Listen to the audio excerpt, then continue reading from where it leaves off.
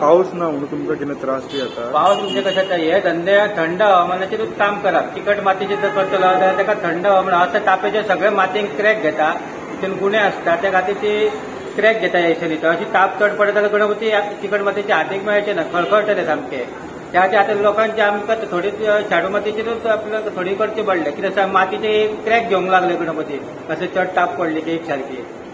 एका थंडाय जाय, मातशी पावस चालू उरोंक जाय ताका, जाल्यार ते बरें उरता, नाजाल्यार ते मातयेचे चड चडटा गणपती. ओके, अशें जावन तुमकां अशें लुकसाण कशें कितें जाता?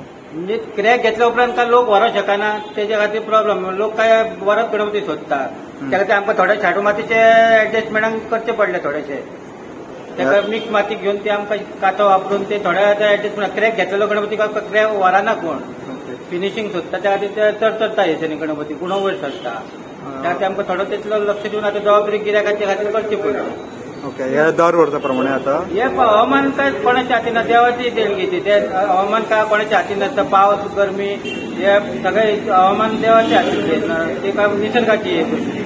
Subscribe Prudent social media channel and press bell icon for latest notifications.